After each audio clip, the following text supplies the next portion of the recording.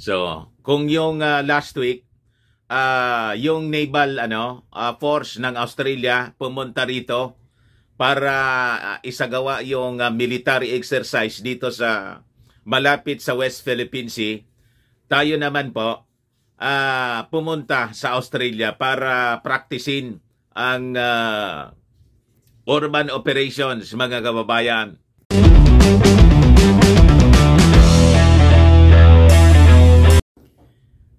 Poging-pogi mga kababayan yung ating Pangulong Bongbong Marcos doon sa ASEAN Summit sa Jakarta, Indonesia. Kita ninyo?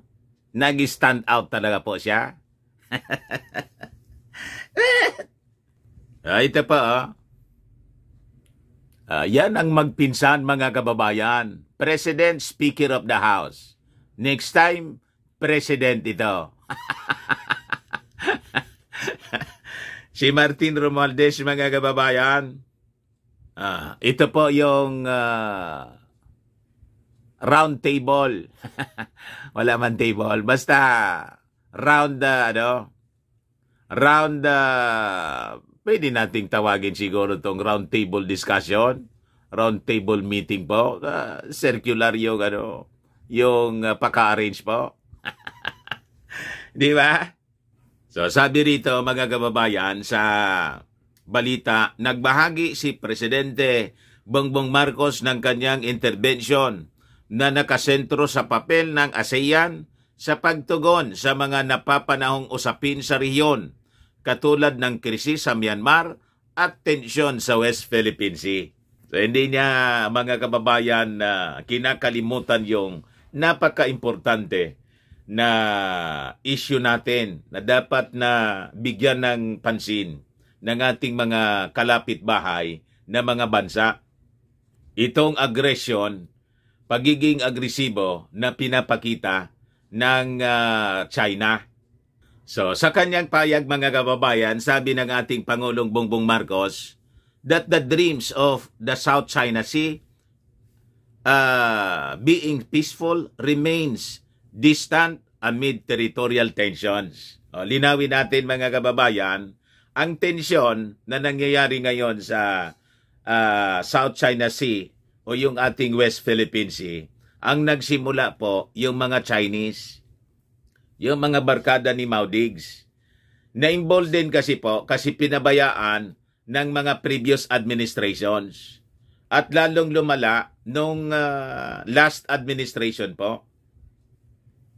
So ngayon, mga kababayan, nakikita ninyo, paseryoso ng paseryoso yung sitwasyon, kaya umaksyon na yung ating Pangulong Bongbong Marcos. In-engage niya yung ating mga regional partners. That includes, mga kababayan, itong ASEAN countries. Hindi lang yung America, Japan, Australia, South Korea, India, kundi itong ASEAN countries. So, sabi niya rito, our vision for the South China Sea is a sea of peace, stability and prosperity. Today, sadly, this remains a distant reality, anya. Pero sabi ng ating Pangulong Bongbong Marcos, ang aming bansa niya will continue to work towards international order, yung kaayusan. So sabi niya, we will continue to uphold and exercise freedom of navigation and overflight in the South China Sea in accordance with international law, including of course the 1982 UNCLOS, sabi ng ating Pangulo doon sa ASEAN Summit. Kaya po makikita ninyo ngayon, tuloy-tuloy ang activity na ginagawa po ng ating mga partner countries. Ito yung latest from The Manila Times. Philippine-Australia hold military drill anyo. Bago po siyang military drill na ginagawa. Di ba last week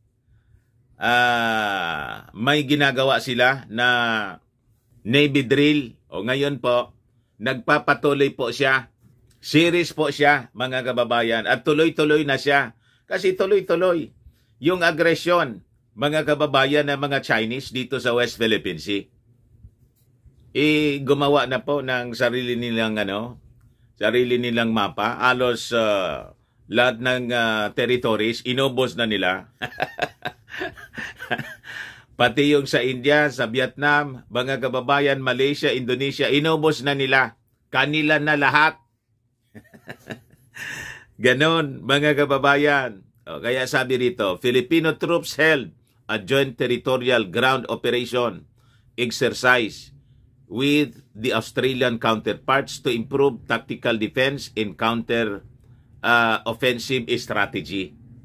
So under the exercise Karabaru, Australian troops from the 5th Battalion of the Royal Australian Regiment, the 1st Combat Engineer Regiment, and Filipino soldiers from the 99th Infantry Battalion of the 1st Brigade Combat Team underwent a defense operation drill in Australia last week. So part of the drill was to test the viability of different combat techniques and perimeter defense for self-security and protection of a column of army platoons during military operations.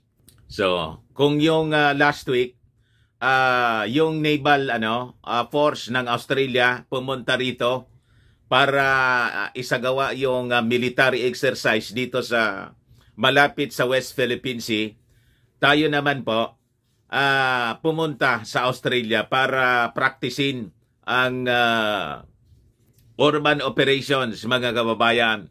So sabi rito, part of the drill was to test the viability of different combat techniques in perimeter defense for self-security and protection of a column of army platoons during military operations. So sabi rito, Philippine Army Public Affairs Office Chief Colonel Xerxes Trinidad described perimeter defense as a tactic to build combat power, especially during patrolling missions against enemy attacks. Exercise Karabaru 2023 is a 3-week bilateral exercise conducting dismounted infantry operations in urban terrain. So pinapractice na nila kung paano umatake sa mga lungsod. Di ba? Para wag isipin ng mga Chinese na hindi tayo handa sa kanilang mga masasamang balakin, mga kababayan. This is for defense strategy, mga kababayan. Yung last month, kasi September ngayon August yun, the Philippines and Australia held Indo-Pacific Exercise 2023. Ito yung ginawa dito sa atin. Dubbed Alon through an amphibious landing in assault drill in Zambales, fronting the West Philippine Sea. So ngayon naman doon sa Australia, tayo naman yung pumunta sa Australia para practicein kung paano i-defend yung mga urban centers, mga kababayan. Meanwhile, mga kababayan, sabi rito sa balita, yung Amerika, Japan at yung Pilipinas, may trialogue sila na ginagawa ngayon mismo. Sinabay ito doon sa ASEAN Summit sa Jakarta, Indonesia. Sabi ni Philippine Ambassador to America, Jose Manuel Romualdez.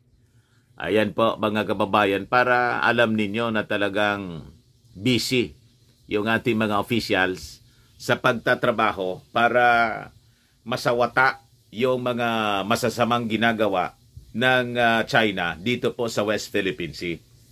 So, sabi ni Romualdez, the three countries requested a meeting on the sidelines of the 43rd ASEAN Summit sa Indonesia.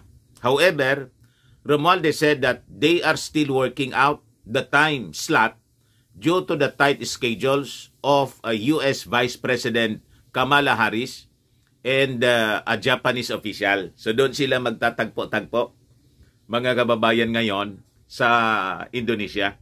So sabi ni Romualdez, Vice President Harris just arrived Tuesday, kahapon lang po, And she's having a whole day meeting ngayon. So they're trying to look for the time. So sabi niya, if the meeting does post through, Romualdez said that the agenda will likely focus on cooperation between the three countries, especially in the area of economic security. So sabi niya, the importance of the meeting is because of the fact that we have had discussions with both Japan and the United States on many issues surrounding our area, our territorial waters, and of course, the South China Sea, sabi po ni Romualdez. Ngayon, habang nangyayari ito, doon mga kababayan sa Indonesia and Australia, may mga ginagawang military drill. Dito naman po sa atin, yung America and Philippine Navies nagsasagawa din po ng bilateral sale para ma-enhance yung interoperability. Ito ngayon yung balita from Commander US 7th Fleet. Yung US 7th Fleet, pinakamalaki siya na US Navy Fleet, mga kababayan, na nakabase po ito sa Japan. Sila yung in charge dito sa Indo-Pacific region. That includes the West Philippine Sea, the South China Sea, mga kababayan. Naririto sila ngayon. So sabi rito sa press release na pinalabas ng commander ng US 7th Fleet, US Navy Arleigh Burke-class guided missile destroyer USS Ralph Johnson and Philippine Navy guided missile frigate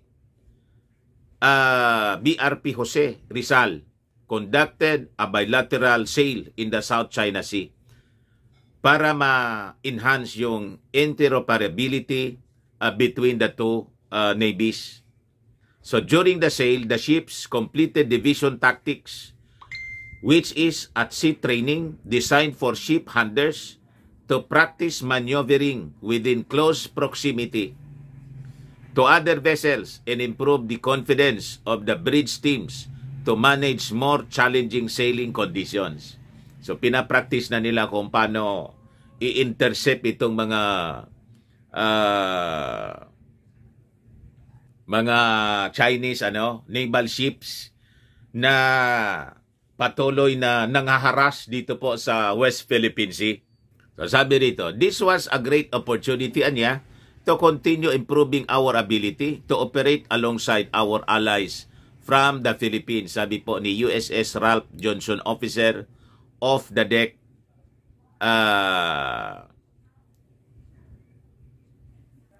Vince Ismitona from San Clemente, California. Sabi niya, the relationship between our navies has been incredibly strong for a long time, and evolutions like this allow us to keep strengthening those bonds at ship level.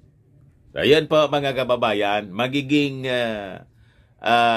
permanent fixtures na po itong mga warships ng Amerika dito sa West Philippine Sea.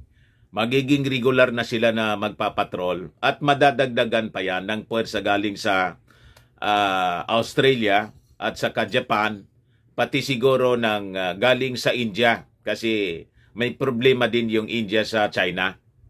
So, China will be against the Allied forces, against the world pag hindi sila tumigil ng kanilang ambition po dito sa West Philippine Sea. Ayun man lang po mga kababayan, para lang alam ninyo kung ano yung mga kaganapan sa ating bayan. Baka lang gusto ninyo po itong itry. Firmax Firming and Lifting Cream. Pinapahid po sa mga pulses and affected area. Mainam po sa paninigas ng mga kaso-kasuan. Ito naman po, Automax Radiant Serum. Sa mukha naman yung application. Anti-aging po siya. You will look 10 years younger than your age.